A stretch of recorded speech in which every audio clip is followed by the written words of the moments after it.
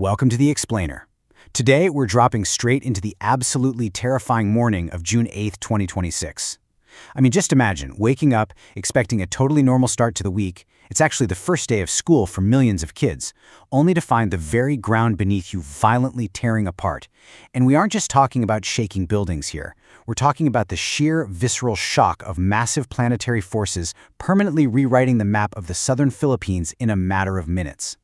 The tectonic shift that struck Mindanao that morning was so intensely powerful, it literally transformed the boundaries of land and sea. To really wrap our heads around the scale of this nightmare, we have to look through the eyes of the people who lived it. Take Pastor Arsenio Butil Jr., a resident of Glan in Sarangani province. He actually fell to his knees to pray as his home violently shuddered around him. And when he finally opened his eyes and looked out at the familiar coast, his entire reality fractured. He described this incredibly harrowing sight of the ocean just simply vanishing before his eyes, receding and returning in these massive pulsing surges as the Earth's crust warped right beneath the waves. Okay, let's dive into this bizarre new reality. When the violent shaking finally stopped, residents quickly realized the sea hadn't just retreated, the land itself had been violently thrust upwards. Imagine being a local fisherman, right? You head out to your boat, and suddenly you find it totally stranded far behind a kilometer-long wall of jagged, drying coral. The shoreline instantly retreated by about 200 meters, permanently exposing this hidden underwater world, and literally pushing the seabed 2 full meters straight up into the air. Section 1. Tectonics of the Cotabato Trench. So, what exactly happened? At exactly 7:37 in the morning, a fault line about 32 kilometers offshore from Masim completely gave way. For 70 agonizing seconds, a rupture spanning a massive 120 by 50 kilometers essentially unzipped deep beneath the Celebes Sea, unleashing a colossal magnitude 7.8 earthquake. The sheer amount of energy released here was almost unfathomable, radiating violent seismic waves straight into the densely populated heart of the Saksakkargan and Davao regions. Let's break down the mechanics of a thrust fault in a subduction zone, because it's fascinating. For thousands of years, the Philippine Sea Plate has been slowly, relentlessly sliding right beneath the Sunda Plate.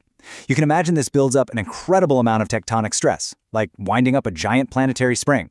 Eventually, the friction is overcome, the fault violently ruptures, and the overriding plate just snaps back upward. And it's exactly that rapid, aggressive rebound that shoved the seafloor straight up toward the sky. Which brings us to a really crucial term we need to understand: coastal uplift. You see, this isn't some temporary flood damage or a storm surge that's eventually going to drain away. No, this is a permanent geological rewriting of the map.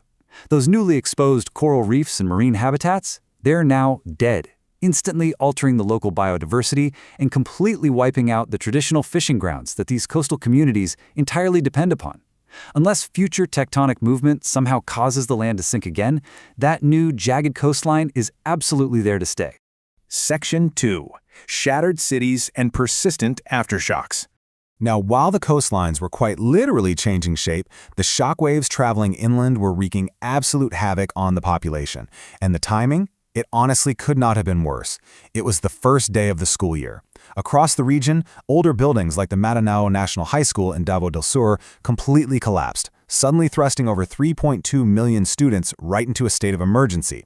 In the bustling economic hub of General Santos City, shopping mall facades were crumbling into the streets, the airport had to shut down, and a massive grid failure plunged 800,000 households into pitch darkness. To put that all into perspective, we are talking about over 1.5 million people whose lives were completely upended in a matter of seconds. And the nightmare totally didn't end after those first 70 seconds. 6,652. That is a staggering, almost unbelievable number of aftershocks recorded in just the days following the main quake. Some of these secondary tremors registered up to a magnitude 6.4, which is powerful enough on its own to bring down already compromised structures. This relentless, ongoing shaking kept essential public services severely disrupted and forced tens of thousands of terrified residents to sleep outside in makeshift tents, just way too afraid to ever step foot back inside their homes. Section 3.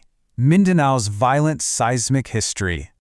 Now, you might be wondering, is an event of this scale unprecedented here?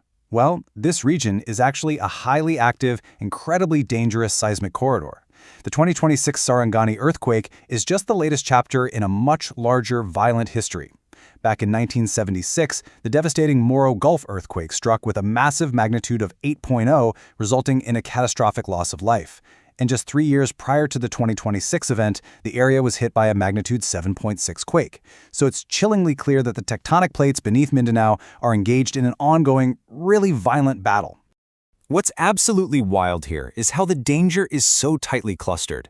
There is a relentless concentration of historic epicenters packed directly along the Cotabato and Philippine trenches. Get this, since 1900, there have been 35 earthquakes of magnitude 7 or greater within just a 300-kilometer radius of this zone. It's a really stark reminder that the communities of Mindanao are built directly on top of one of the most volatile geological engines on the entire planet. Section 4. Relief efforts and future warnings.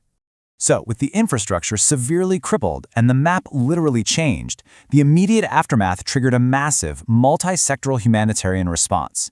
Government agencies and international organizations had to rush to support over 86,000 displaced individuals huddled across 48 different evacuation centers. But, it wasn't just about handing out food and water. Agencies like UN Women quickly flagged that disasters of this magnitude disproportionately affect vulnerable groups, which requires highly targeted protection and gender-sensitive aid.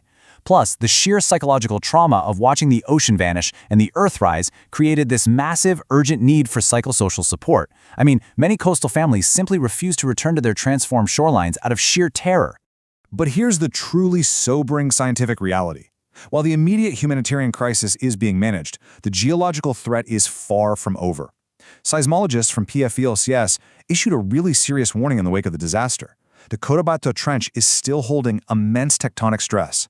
The fault system actually remains capable of generating an even larger, devastating magnitude 8.2 rupture in the future.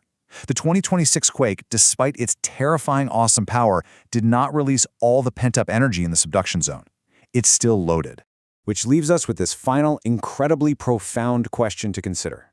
What happens to a community, to its local economy, its safety, and its overall psychological well-being when the very map they live on, the actual coastline they rely on for survival, is permanently rewritten in just 70 seconds?